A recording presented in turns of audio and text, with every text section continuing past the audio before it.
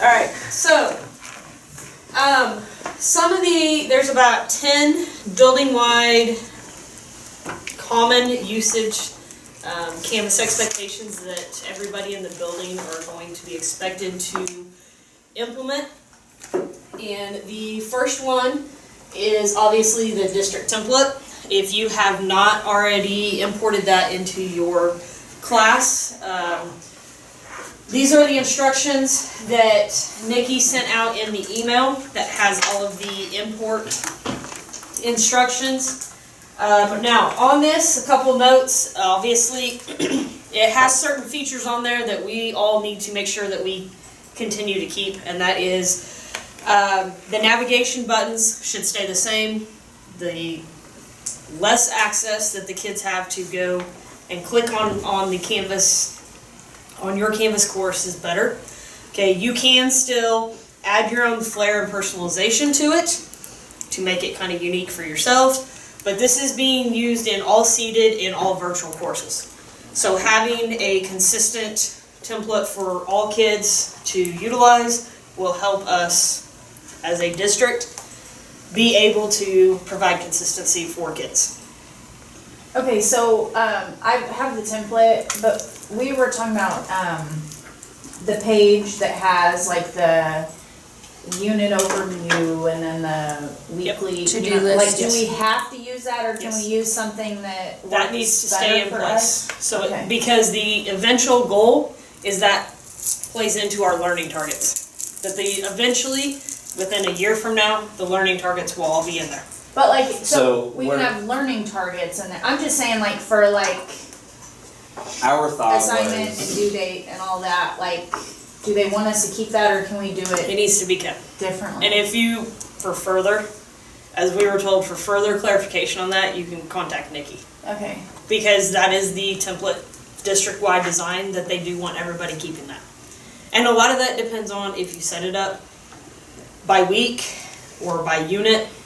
Okay, if you do it by week, there's a little variation in how you can go through and set that up. But if you have a specific idea in mind, then that needs to be ran past her. Okay. Does that make sense?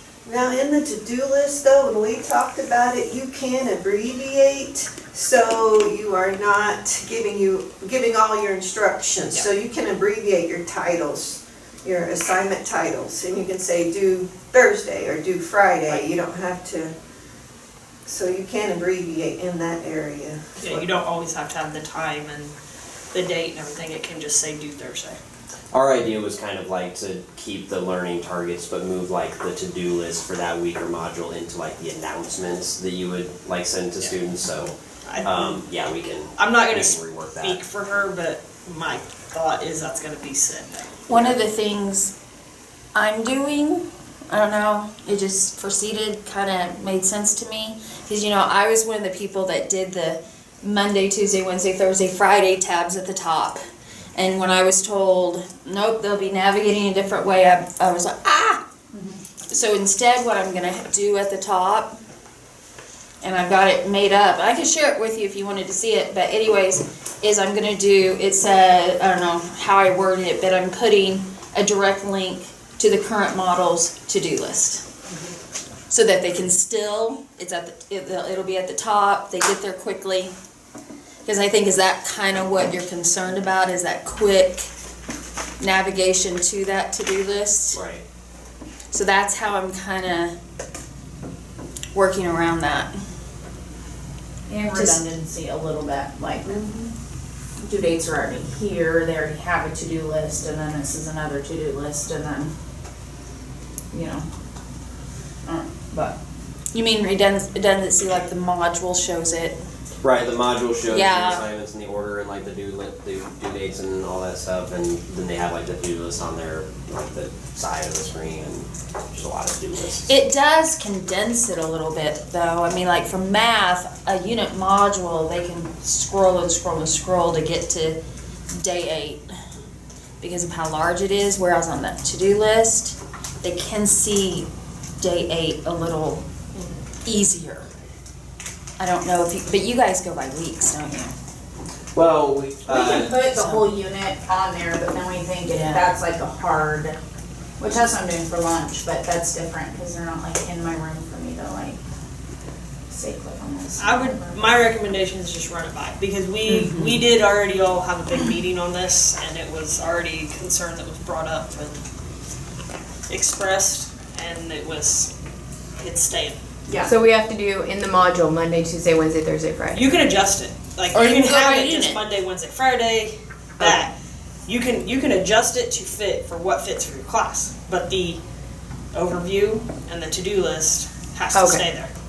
But I can do like a unit Can you instead see that of time? right Monday through Friday. Yes, Cool. See how I just But it- created but a banner that has for to the stay. top? Okay. so. And I'm gonna So like link- if we're doing something Monday and Tuesday, to it can do just say list, Monday you can to get Tuesday, there. it doesn't have to be like. But where you Yeah. put your target in, and like your ICANN statements and the to-do list has to stay. Okay. So, does that make sense? Okay, And I just shared the presentation with you, if you would like to follow along that way as well. so remember, the Commons does have good features, especially if you are, teaching the same subject, and one person builds one module and you want to export it to the Commons so your teaching partner can import it. Most all of us know this. But one thing to be mindful of is that if you've built a quiz, okay, the Commons currently does not support sharing or importing question banks associated with a quiz.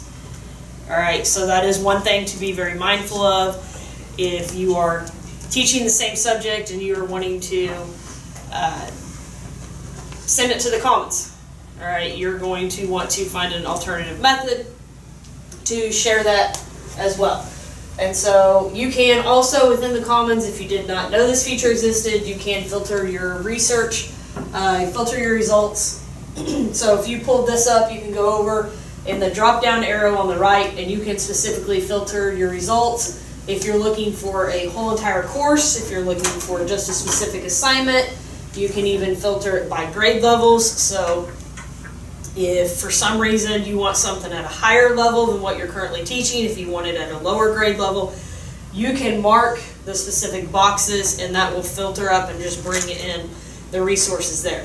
So if you're just wanting to get some new ideas of other resources that may be out there that somebody else has already created, good place to go and look.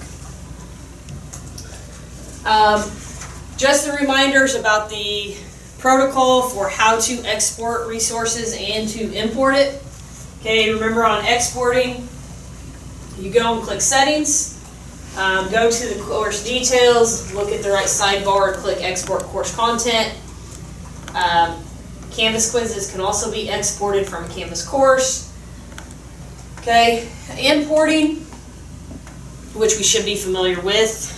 We've had to do it multiple times, but the directions never hurt. All right, that there's the steps with the picture.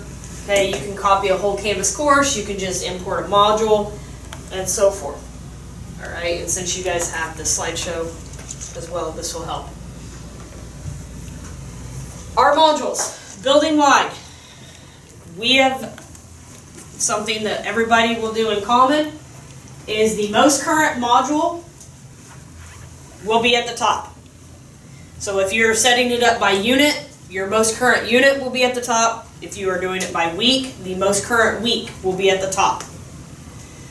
Alright, so if you're doing week 1, when you come to week 2, you move week 2 to the top. By the end of the quarter, we move it down. So Alright. we move that. Okay. You move it. Okay. Alright, you will have to actually drag it up to the top. There's a couple different, when we get to the shortcuts, there's a couple different shortcuts that will make that faster, or you can just physically drag it yourself. Obviously, again, you have the flexibility within your class based on how and what you teach to set your modules up, what works best for you to set them up by weeks or by units. Remember, there is the move to option, so if you've created an assignment within your module, because when you create your assignments in your module, it always goes to the bottom. And if you don't want to drag it, you can come over here. My bad. You told me it was super sensitive. You can go over on the right. You can click the move to and you can move it up to the top. And so you don't have to just drag that assignment up. But when you create that module, you will have to drag it up to the top. Do remember that you can duplicate a module. So if you want to set up all your modules, you can duplicate those in the beginning, and then you can just go back in and edit your information. One thing I want to throw in real quick on modules, I don't believe I put it in there, but just a reminder that if you don't want something published and the kids to have access to it, make sure it is unpublished. All right, that means whether it's an assignment, any details you put in there. But then on that same note, if you want the kids to have access to it, make sure you have that published. I'm sure we've all accidentally messed up, thought the assignment was published and it was unpublished and the kids can't access it. They'll let you know. They do let us know. We've all messed up at some point. So that's just a little reminder of when you're creating that. If you duplicate a module that is already published and you duplicate that, a lot of times it populates to be published automatically. So be mindful of that, that if you are duplicating a module, you probably want to make sure that's unpublished when you duplicate it. I have a question Yes. real quick. You might cover it later, I don't know. But, you know, there's multiple ways to duplicate, copy, blah, blah, blah. And I have noticed as I've built, I would do something to get it copied or duplicated, and then I'd edit that one, and then the changes would also be made in the original. I'm not sure which method causes which one. Do you know? Right offhand, no. Not without like sitting down and looking just at yours, because I started just copying code and then new assignment and putting my code in there and then editing so that I didn't have that risk because it was creating an issue. for me personally, when I have duplicated a module, I've never ran into that, having it make changes to See, a I don't know previous if one. it's because sometimes I would use copy and copy something to a different module. I don't know if copy is what does that. I will definitely look into that. I don't know. One of them does. Okay. Does Because- anybody else know? Copy shouldn't, Yeah, I'm not Neither sure one which. should. separate. Yeah, it was But- my to-do list. I set up my first to-do list on MVP, Mm-hmm. and then somehow I duplicated, copied something, was just gonna do some editing. And then luckily, something caused me to go back to the original one. And it was like now Unit 3 stuff, and I'm like, whoa, instead of Unit 1. I don't know. I will look into that. Andrea, would you mind making a note to look into that? I will look into that. Yeah. And let you know. I if just can like to find know a- which one. Find a solution to it. Yeah. So, I think there's like my guess is there's one where the way you do it is just to reuse that exact assignment. You know what I mean? yes. Or like redo an assignment or type thing, whereas another method is for copying and editing. But either one should not make changes to your original one. When you duplicate it or you copy it, should not change the original. So we will look into that. I wonder if you know how when you add, you can choose something already created? I wonder if I wonder if I did that. maybe. Because I think it's important we know which one will Yeah. create that issue. Any questions about module and the current being at the very top? Because that is one of the building-wide expectations this year. Okay. This is just a suggestion that seated classes is to encourage, and this would have to be something you would want to share the instructions with, obviously, all of your parents and your students, but is to include the parent observer invites. This is not something you can go in on the student side and do. All right, the students have to do it from their account. But they would, from their student dashboard, they would click on the account, and then they would choose settings, they would click share with observer, it would display their code to link up with the parent Canvas app. Okay, then on the parent side of it, in the parent Canvas app, the parents would find obviously the school, okay, and then they would enter their student's observer code. Some advantages of having this is that every time it gives the parents more of a insight from the student's perspective. And then if you message a student from the Canvas inbox, you can include the parent on there as well. If you message a student from Canvas Gradebook about, hey, you've got this missing assignment, you did a great job on this assignment, so forth, you can include the parent observer as well. And so you can do 2 messages at the same time. You personally can't go and invite every parent though, because you don't have access to every student's account. You can't go on every student account and find their parent code. This would have to be instructions you would send out to every parent within your class if they want to be paired up with their student. This is not required, but this is a strong recommendation to help that communication aspect. So, cross-listing, just a reminder of the steps for it. I think most of us in here last year had our classes cross-listed, but this is just a reminder. I've already been asked by about 5 teachers, hey, can you help me cross-list my classes? Perfectly fine.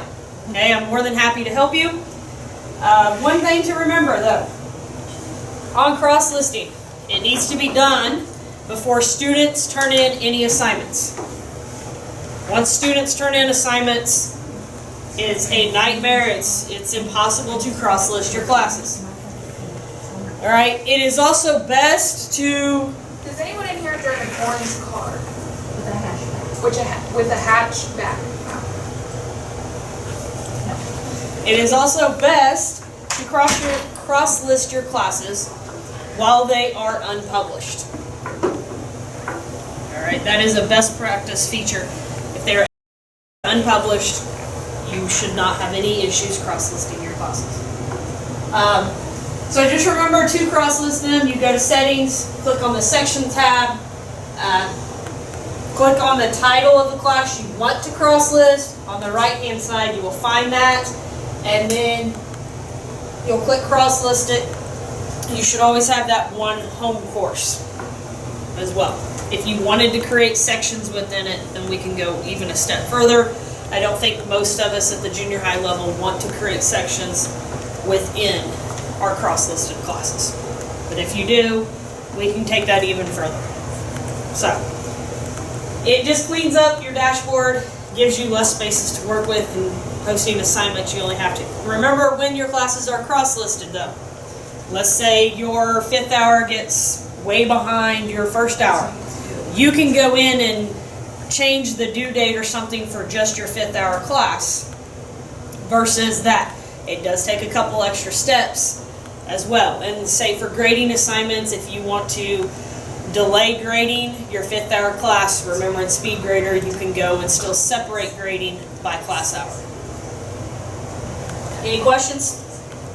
Okay. Again, another common-wide building expectation. On the day an assignment is due, if the student has not submitted it, you need to make sure that your Canvas gradebook is marked to automatically fill as a 0. Alright, so to do that, in your Canvas gradebook, on the right-hand side, find the little gear. Click on it, it pulls up here the late policies at the top. It says automatically apply grade for missing submissions. You need to check mark that and then change the grade percent for missing submissions to a 0. And then make sure at the end you click apply. If you do not click apply, it will not do that for your classes. So it is working in SIS this year? Yes. It worked last year. I'm missing out. Yeah, it We will- was amazing. Yeah. We will get to that. Last year when I went to go put a grade in, Mhm. I still had to go in and unclick missing On Canvas, on this. on SIS. On Canvas, on this. So was that still gonna have to, I mean, if I put a grade in, like if they turn it in and then I grade it, do I have to go in and unclick missing? Shouldn't have to. Yeah, I didn't have that problem. I did. But I never Well, it doesn't save our codes. clicked miss. I don't know if mine. Cause I- mine was set this way and I never Mine had was to go set that back way. in and change it. I just kept I just changed my missing to have zeros instead of the code because our codes don't work with. Right, they don't. Yeah. So, yeah, so then you have to like change all the zeros to missing or incomplete or, you know, whatever. Otherwise, I think I'm just gonna leave it all, if it's a zero, it's a zero. If That's they what- care yeah, why, that's what they I can was doing. ask, I guess, you know, Now, cause it's an extra step. On Tyler Oh, are we gonna, SIS, oh, are you gonna? Yeah. So, this was decided because this is a big issue in study hall. So, if it's an assignment that you will still accept, it needs to be marked as missing. So we have to go through each time and. On change SIS. zero. Yeah.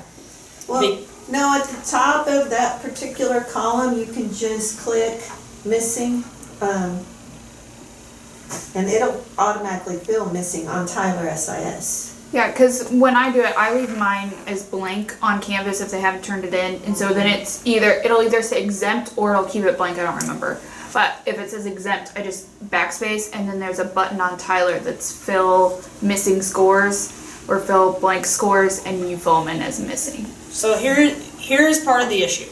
So is because everybody's kind of doing their own thing, it's creating a lot of miscommunication between when parents are logging in and looking, what's the kid's accurate grade? All right, and so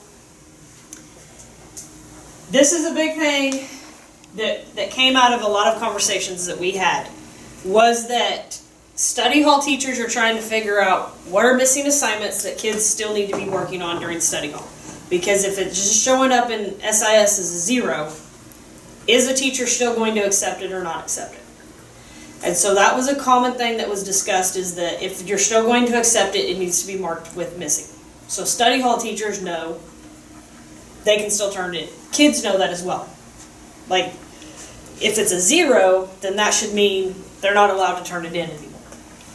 But when parents and kids are also looking at the Canvas gradebook, if it's not turned in, right, it should be triggered and marked as an automatic zero, so it's a red flag that they didn't turn it in when it was due, to populate automatic.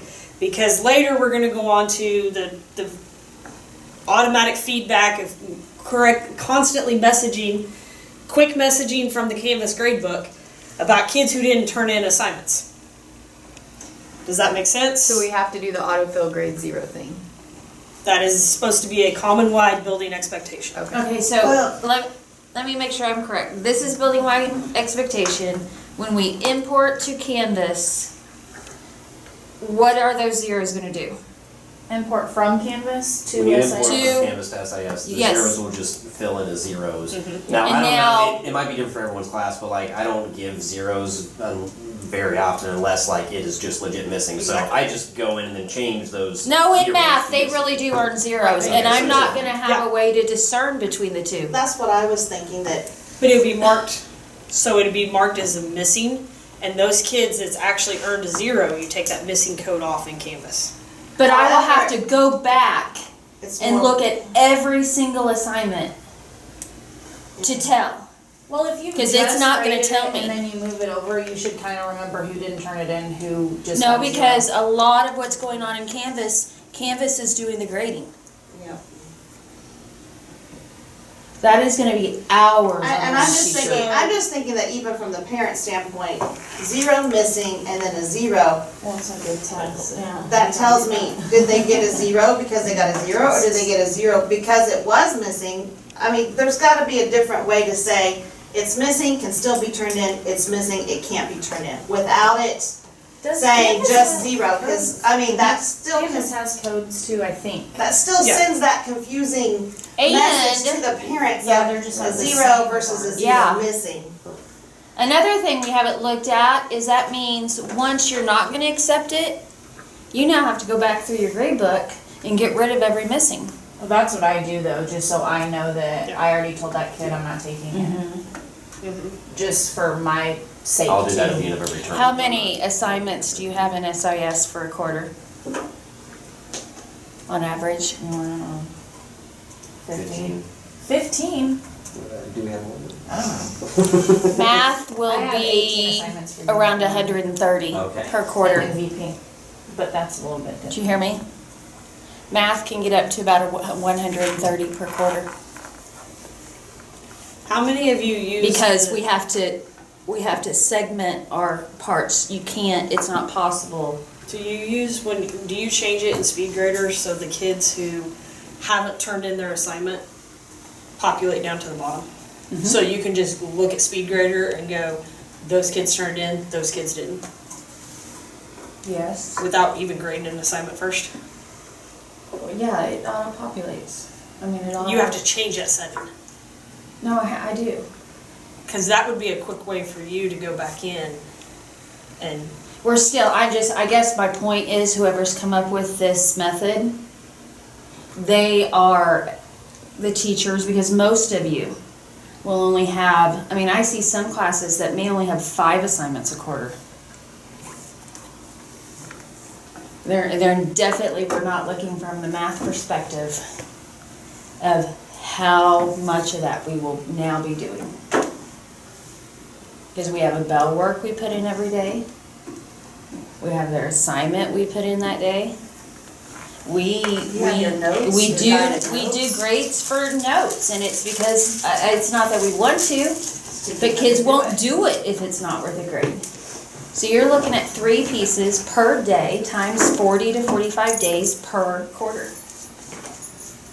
Per Is kid. there any? Per kid. I don't know enough about SIS to be aware if there is, but is there any feature in the SIS settings to give kids notifications of zeros, like it gives them notifications of missings? Yeah, that Feel like is if one there good was, thing that would about be- missing is like if it shows up 0, it doesn't tell them that they have, Yeah, like on they their go front on. page, it tells them how many missing assignments there are. So that is one And that's- downfall of not putting in the code that they don't. That's why And they're we like, I don't were- have any missing assignments. I'm like, you've been here not doing things, you know you have missing assignments, just cause it doesn't tell you the code. and Just that, like, yeah. that was Yeah. why, Because you've been study hall. that was one of the big reasons in this meeting, that was why it was determined And I that. think, I mean, 7th grade, you have a lot more kids that are in study hall than 8th Yeah. grade. That But- was one of the big reasons why in this meeting it came up, that it needs to be marked as missing if it will still be accepted, because, like, for example, what you just said, during study hall, when kids do the grade check, and like when teachers are doing grade checks, when you're pulling it up and kids are looking for missing assignments and it shows nothing, but then when you go and actually look at kids' grades and they've got 0, 0, 0, those zeros don't show up as missing Yes. assignment on kids. And they'll say, I turned that in, or they haven't graded it yet. Well, but the thing is they're looking, like, when I had study hall and I said, go in and see what's missing, they're just looking at that main page, and if it's Yeah. not marked missing, they don't go any further than Right, that. I know, which is. And I'm like, no, you gotta go to every class. I mean, it was all year long, Yeah, over and over yes. and over. I know. So I see the importance of saying it's missing, because then it's something they can do. Right, and that was one of the big things, and because we are still at the point, building wide, SIS will always be the current grade. We are still at Yes. that point, building wide, when parents call asking, what is my kid's current grade? It is what is in SIS is what will be a kid's current grade. Is there a Well, I way, don't know if- isn't there a way in Canvas to take off the final grade? Mhm. Yeah, I think I ended up doing that last year, and it was much better. Yes. I mean, they can still see what's in there, but they don't But get they a don't grade get the final tally. grade, yes. I don't know if you were gonna cover this, but I, at least last year, just took off the grade page on Canvas as visible to students for that very reason. Are we allowed to? It's Yes. hidden. Yes. It's hidden in the It's hidden on in the district in the district template. template. And that's what you were talking about too.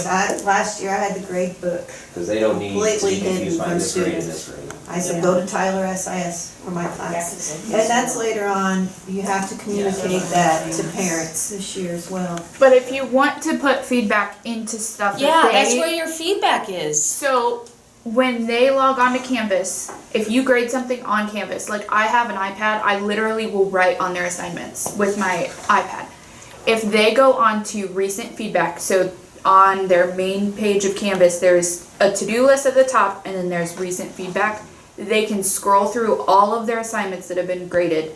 They can look at their grade and they can see any edits that you have put on there. Yeah, they just don't see a grade book. Right, they just don't have the grade book. But if they want to know, like, before I can get it put into Tyler SIS, they want to know what they got, they can look there. Now I'm gonna play devil's advocate again. When we import from math into Tyler SIS, it does not import in the correct order. It will put lesson 1.4, I'm gonna get there. I think I have the. then solution. 1.8. The grade book actually gives them, because in math, we teach them, go to your Canvas grade book, look at your module, find your zeros. Click on it, it takes them straight to the assignment they need to do. Looking at SIS to find your zeros. Now you can't even read the full title.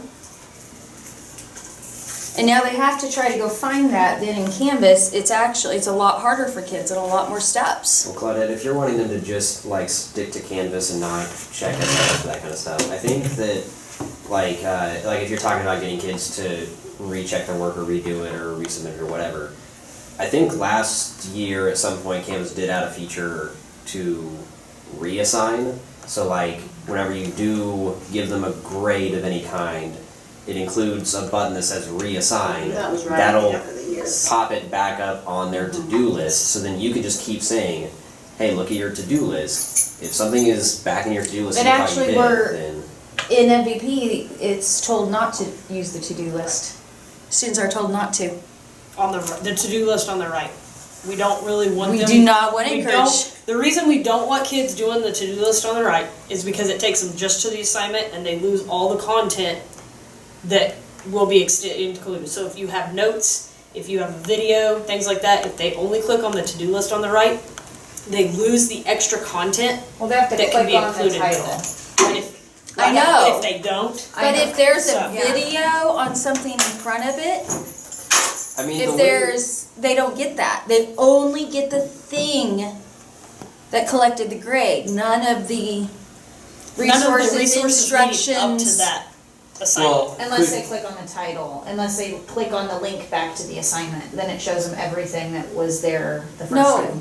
Like say it was a video that they had to watch here, then they had to click on the next assignment to go to it. So if they only clicked on that Oh. assignment, they lose the video or the notes that were two things before it. So the alternative would be like including the links to those things in the actual assignment itself, like in your directions for it. Like that's what I've done in the past, you know, you have the assignment, you have, before the assignment starts, your 1, 2, 3 directions, whatever, and that direction might be go through the slideshow, watch this video. That's what we do, that's why I didn't understand. Because we try to keep things as like packed into one place as we can, so the kids aren't clicking.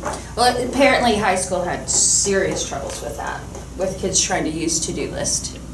I mean, is there a way to hide that other- to-do list? Okay. Yeah. The other problem with I haven't to-do found it list, yet. the other problem is, again, it's not gonna be in order. On And in math, you kinda need to do lesson 1.1 before you are on 1.4. And that to-do list they're going all over the I place. think it's based on due dates. I think. I think so.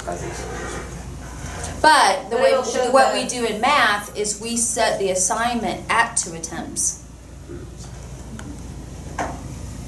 And so they get that second attempt, and that's how, when they say, what do I need to do to raise my grade? It's, all right, let's look at that Canvas grade book, let's find your low scores, see if you have an attempt left.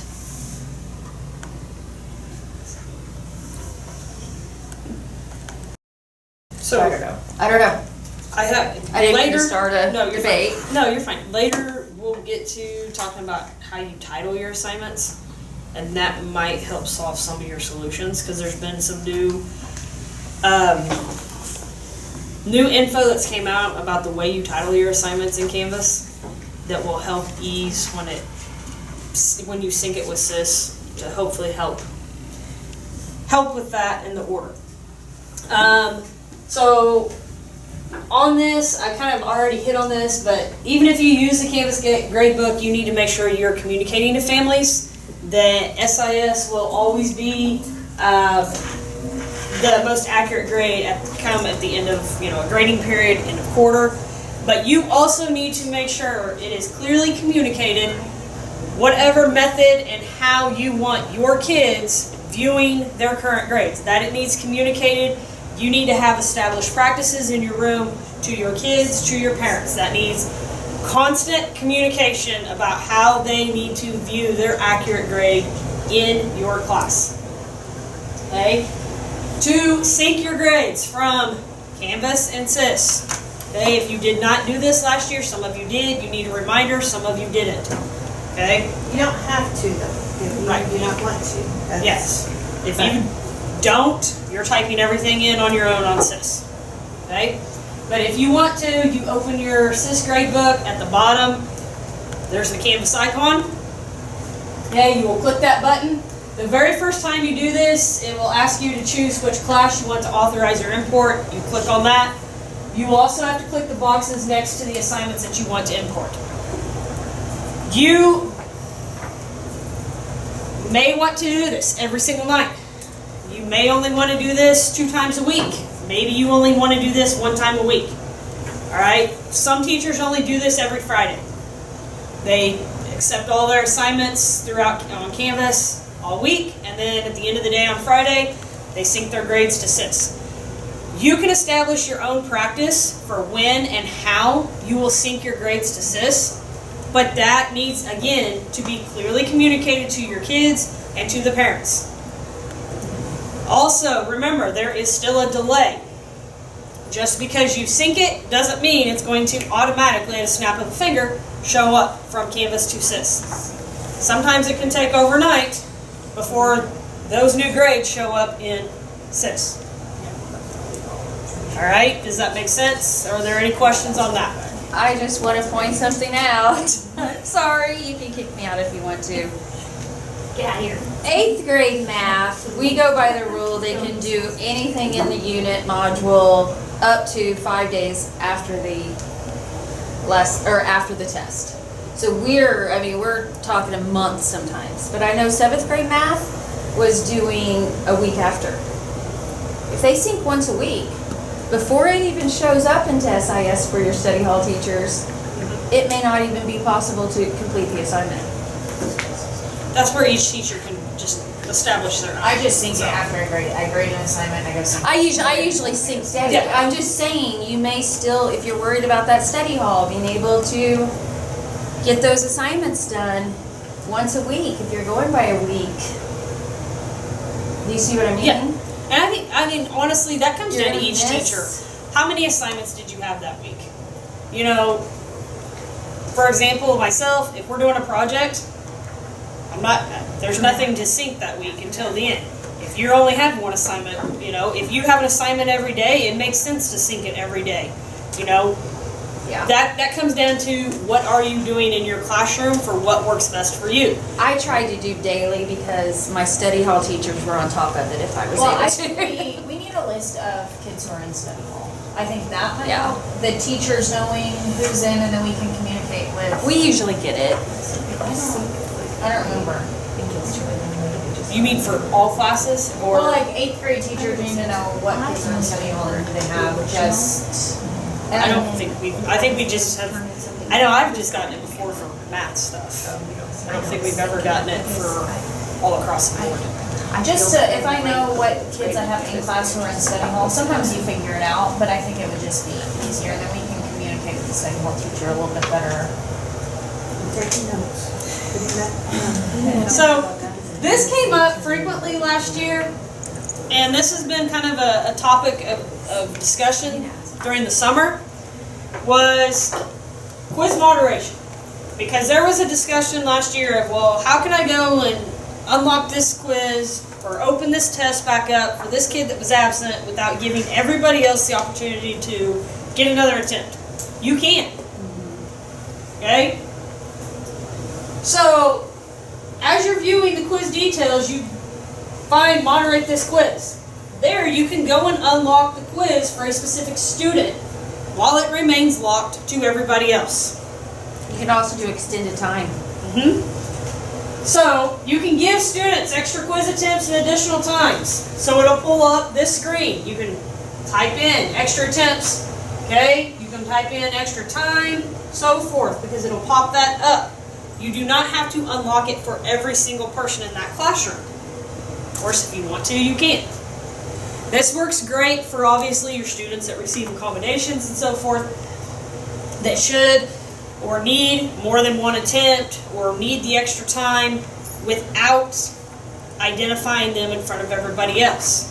You have this ability. If your kids are absent and so forth and you don't want to unlock it for every single student, you have this ability. This is a great feature. If you have a kid who needs to redo it because they did not score what they should have or what you want them to, or they're proactive and come and ask to retake it. So you have this ability. Like I said, it was a feature some of you do know. Some of you did not know. And I don't mean just you sitting in here, but it was a big topic last year of everybody thought they had to unlock it for every single student. Okay? I have a question, Missy, Yes. about the importing grades to SIS. So if I click an assignment and like say a student turns it in late, does it just automatically update it? No. No, you have to, any time on that, so let's say 5 people turn that assignment in late, you'll have to re-import those grades. There's a box. Or You have to just click the manually box. click it. You just have to click There's a box. for that It's- assignment. Yeah, for that It's assignment. fast. Even with my 120 assignments, So, I could have those re-imported. And what you I just click all did, or something and you what I Just that did, assignment. Just that assignment. so, Yeah. yeah, for every time you go to import grade, like Yeah. after you've imported that particular Class. yeah. assignment once, it will populate on that list, and so you just have to click the box of saying, I need this one to resync, and that will resync all the grades for that one assignment.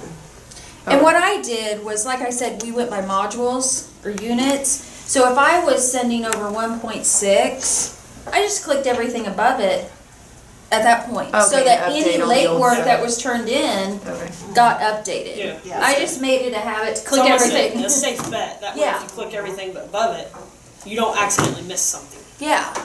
Yeah, that sounds right. It's almost a guarantee that way. Mm-hmm. Or your other option is, I think you said it, type it in manually. Yeah, that's what I did last year. I would just, if it, because it'd be But like that's one where kid- grades get off. Yep. That's why I just always put my grades in Canvas so Well, that I my put it in grades Canvas would and be I the same typed it in as SIS. manually. So I just went, yeah. Oh, I see what you're saying. You typed it in both places Yeah. manually. Because our Canvas, hardly any of our assignments like grade themselves. And of course, remember, obviously, That'd be tough. if you do something outside of Canvas, you have to put it manually into SIS. So Yeah. that's going to be, there's still your other kind of, I guess, kink in the problem is if you do an assignment outside of Canvas, it can't be graded on Canvas, you still have to manually type it in. So,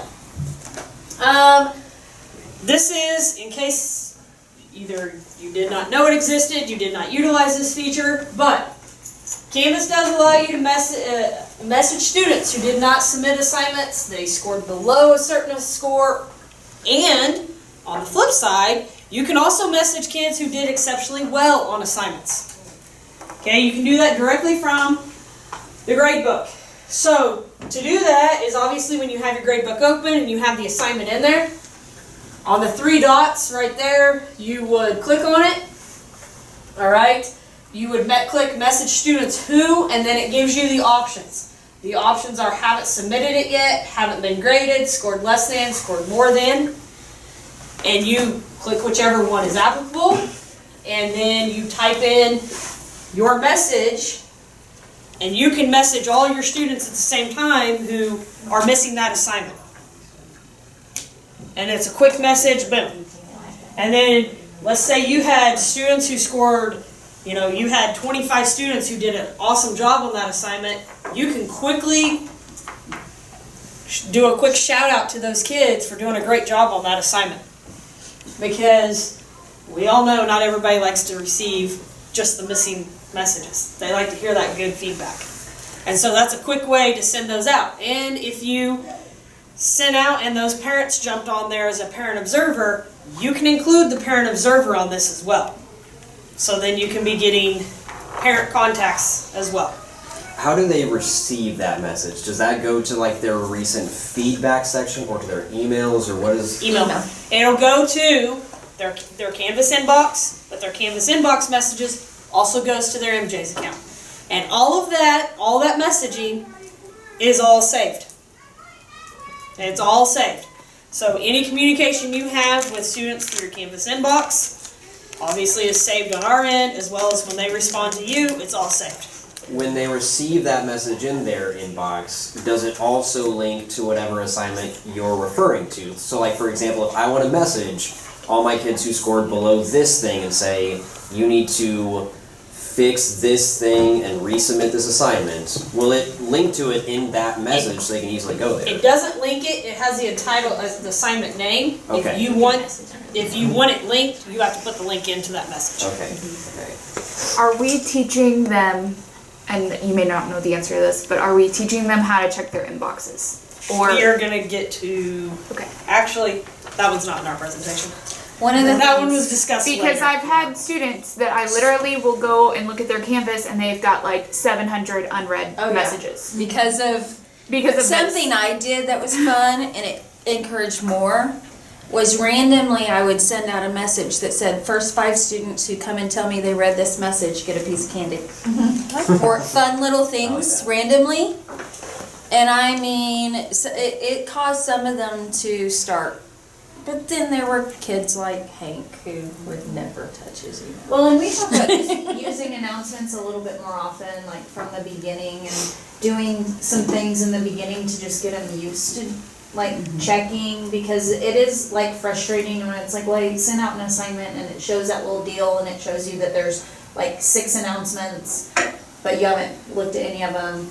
So just, like, last year, everything was it was new for all the kids, and now that they're kind of familiar with it, I think it'll be easier for them to I wonder if we could like get in that good habits. we made it a habit that it's the first thing everybody does during advisory. Check email. So this was discussed of, do we want them to all have to communicate through Canvas inbox or not? And the thing is that all Canvas inbox messages also goes to their MJ's email. Yeah. So it was not a clear they have to only use inbox messaging, because it's all linked to their MJ's account. And because the thing is in reality, when most kids respond to a Canvas inbox message, where are they responding from? MJ's account. Their MJ's account. They don't respond to us in their Canvas inbox. They respond from their email account. And you can open it in MJ's and it'll still be marked as unopened in Exactly. the Canvas. Yeah. So they're getting it in 2 places. If they're reading it in one and responding in one, they're at least getting it. Yeah. So if you really want that in your classroom, that comes down to a teacher discretion. That's something you have to get them to do in your classroom. As long as they're reading it and responding from one place or the other, that comes down to kind of a teacher choice. So, okay, another building wide is we are going to transition to getting everybody to use new quizzes versus the classic quizzes. All right, so the reason being is, and I'm trying to try to summarize this up, but some of you who already have used new quizzes, you know about these good features, is it provides a lot more of, you have the opportunity to have a lot more different assessment type questions. And the type of data that it generates is great, because you can view based on individual students, you can view the data based on an individual question, and that is going to be better leading into where we're going with common formative assessments. It's not saying that everybody has to jump on board right now and go refix all of your quizzes immediately into new quizzes. That is the transition we are going, is throughout this school year we need to be utilizing new quizzes instead of classic quizzes. You can even start outlining and setting your learning outcomes on there and gearing your questions to those learning outcomes so you can track the data on there. to see where your students are making progress to. If you have not viewed it, you go into build and you build your question. Okay, it gives then you click on moderate to view your student results. All right, you can see how many attempts they had. You can view their actual score for each attempt. How much time did they spend on each quiz? Okay, you can go in and view each log into more specific details. You can actually see the overall quiz and item analysis, the outcomes, which would be if you had your learning targets for each specific outcome that you identified. And obviously I couldn't pull up like specific questions broken down, but you can break down each question and see, okay, this kid missed this question, or by this question, how many kids got it right, how many kids got it wrong. Okay, you can see the overall percent. You can see it broken down into points per kid. You can see how they answered it and so forth. So it provides a lot more detail into that versus on the classic quizzes, it was just, here's a kid's score. Okay, here's what this kid scored and questions they missed versus that. This you can see based on your whole class. I have a couple questions.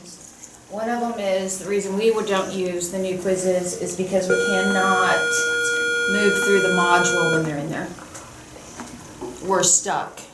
Like when we try to navigate through our module and hit our next button to get to the next quiz, we can't. We have to go back to the module, manually come down and click on it. Can you link the quiz in the next assignment or something, like at the top? Like do the quiz and then do this assignment? Have you ever tried that? I can for the 800 assignments we have for the quarter year. So I'm a little confused by The that. other, so like you you're- can't, You're going through your assignments and it just gives you a roadblock when you get to that quiz? Like yes, you can, You can't, from using it, you know how on any other quiz, assignment, so forth, when the kid finishes it, they can push next and go on to the next step. In new quizzes, you're not allowed to push next. there is no Or they next. click the module button and then it just takes them right back up to the module, right? You have to go back to the module button, And scroll down where they were, past the new scroll quiz. down to the the spot next on the module, and then go to the next thing. Yeah. And so like for teacher, I mean, for us, our first one's a warm up. They can't hit next to go to the guided notes. We now have to try to get them to go back to modules, back to the right spot. Yeah. I would just look at it this way, like the pros versus the cons. They might have an extra couple of steps, but do the pros outweigh the cons of like, would you like to have the more detailed? I get all that. Yeah, you know what I mean? But I get all that with the current quizzes. The only thing I can't do is align the outcomes, so I'm assuming that's the reason. In the long run. Yeah. The other question is, I know we were looking at Nick's yesterday, and Whitney sent him some stuff in new quizzes, and everything came through, but the questions in the quiz themselves, they're blank, every one of them. Are those pre-created question banks, I wonder? She created the quiz, How did she send them? I think Do we through an know? export, because he said he imported them. And it's weird, in the module, they are blank. If he goes to the syllabus, clicks on the quiz link, they're there. But in the module, they are as blank as can be. That's something we'll have to look at separately. So it's a little scary right now. Yeah. One other thing, that this is common-wide expectation that everybody is to be utilizing, is making sure we are utilizing read aloud and listening extensions. Now, on a Canvas page, you have the option to have a read aloud, but that is only on a Canvas page, is where the immersive reader will show up. It does not show up on assignments or other places in Canvas. That is a Canvas update that they are eventually working on, but we don't have a timeline of when that will be available. So, it is strongly encouraged that you have your students download an extension from the Chrome store, or if you find another website that allows students to be able to utilize read alouds and a listening extension. So, I mean, that's just, if you create something on a page, students have the ability. If you do not create something on a page, then you need to find something on a Chrome extension students can install. Is that unblocked on the This was student side? this was just a picture. Okay, I'm not saying that's the only one. because we ran into this problem of we would find all of these great things, but they would be blocked for students. So when that happens, contact Al, contact Nikki, contact me, and then we will have to do it. The flip I side, would just love to find one that works for everything. I was and gonna just say, the have flip everybody side, get it. I would see some kids with 3 because each teacher chose a different one and then they're totally confused on, well, which one do I use? Can we not kind of choose as either a building or age and just go with one?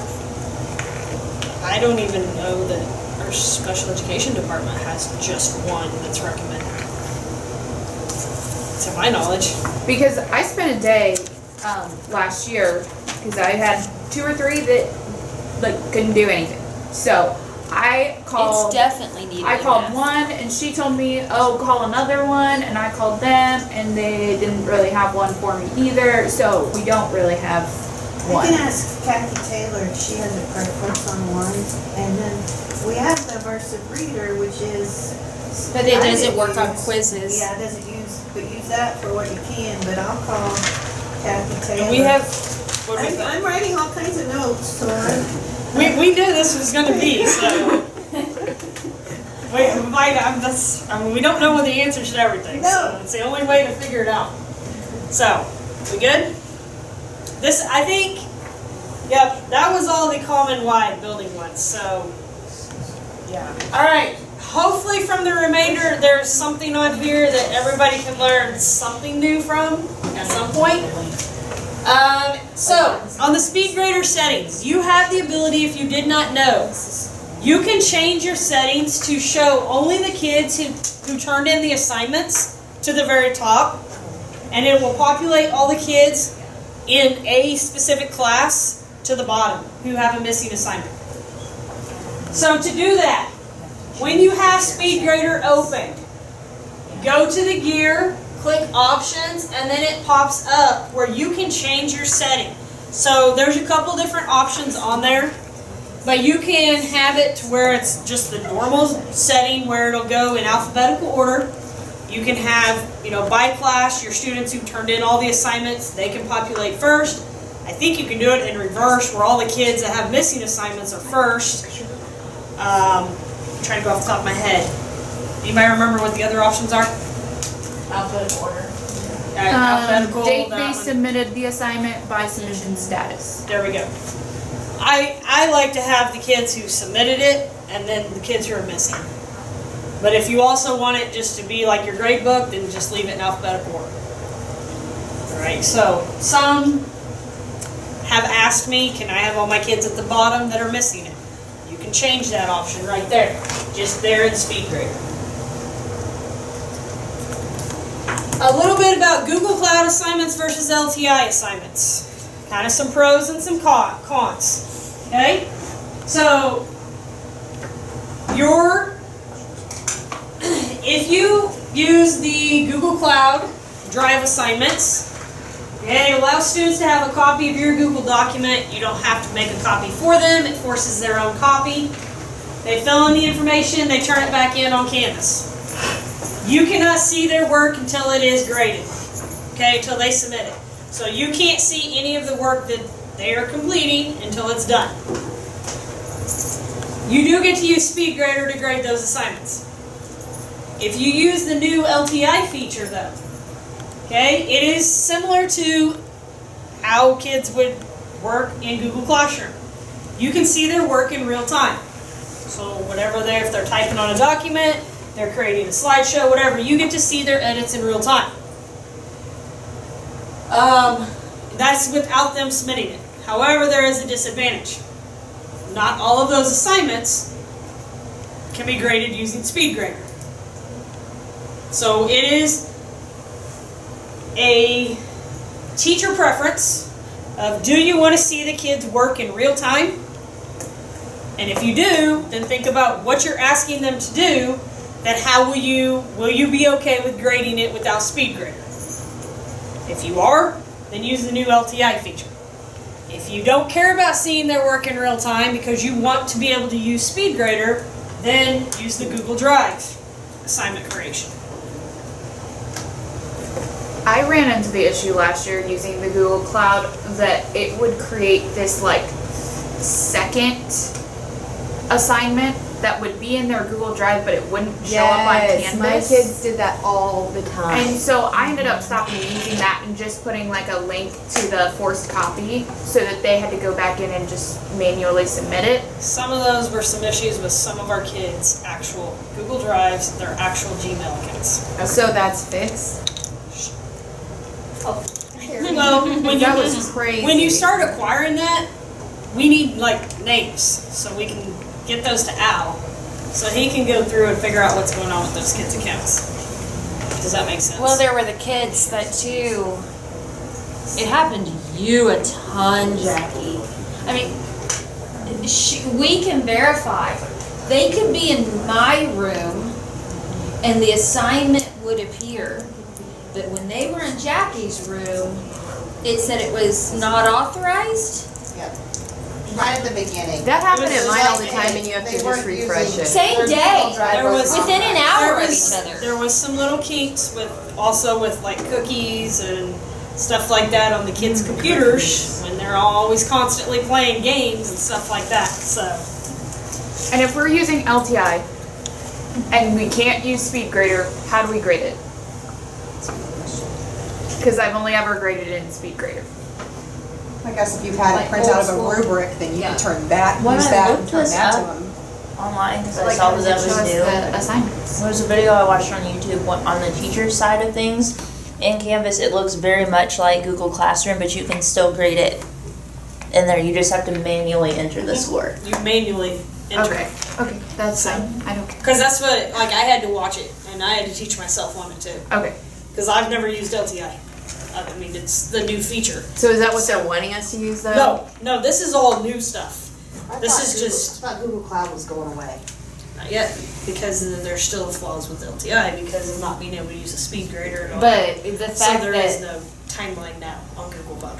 but the and I fact have you're the even roadmap hearing for that they're planning on it, I would think would kind of make you. Not till they can get all the flaws with LTI, they can't take it away.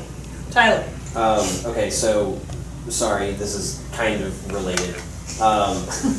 Stephanie and I were just looking at like our Google Doc assignments that we used through the Google Cloud and everything, and we were trying to remember like if last year, whenever we made those assignments on our Google Drive to share on Canvas, if we had to change our share settings on that from restricted to Marshfield so the students could view it, does that matter? Like when I make a Google Doc assignment here and I want to put it on Canvas, does it matter if I alter the share settings from restricted to Marshfield? For Google Yes. Or LTI. Okay. Because as I was looking Cloud. through Nothing things, that I have read or So there's- researched, So I was there's three looking- different ways kids can now access a Google document Yes. assignment. They can access it through Google Cloud, through LTI, or now the forced, and also the forced Forced copy. copy. So how in the world are kids gonna know which one they based should on what do? each teacher does in their Or what it classroom. looks So now we're back to inconsistencies. Yeah. So I think we're at a point where we've gotta make some decisions. Which one are we gonna do for the consistency of the kids? I mean, we've got sixth graders that are just brand new to Canvas, so here's they're the gonna other learn three issue. different ways to turn in an Like- assignment. Like you have this room that has used Canvas before. You have another room of teachers who are just using it, and they're just learning the basics. that was room of in between. So, that comes down to, if you're gonna have your kids doing anything with LTI, you have to, again, you have to teach them exactly what it's going to look like, what the turn-in process is going to look like, what you are expecting out of them. Because if you can't teach it to them, and you are just expecting them to learn it, we're Just gonna run waiting into for that a shit. time when Canvas makes something easier and not. I harder. get what I mean, she's it's saying, everything and is I don't getting, it's think. just Canvas is making it just more complicated than it should be. So in addition to this, do you have anything about annotation in Yes. here? Okay. If we get to it. And it still did. Neither one of us got. We went to her system because the kids liked it better. But neither one of us seemed to know. This is just what's saying I've for done that. all the way around, even just for making the Canvas grade flow in order. So, if you want to mute an assignment, so let's say like a fourth of your class has turned it in, and you're in the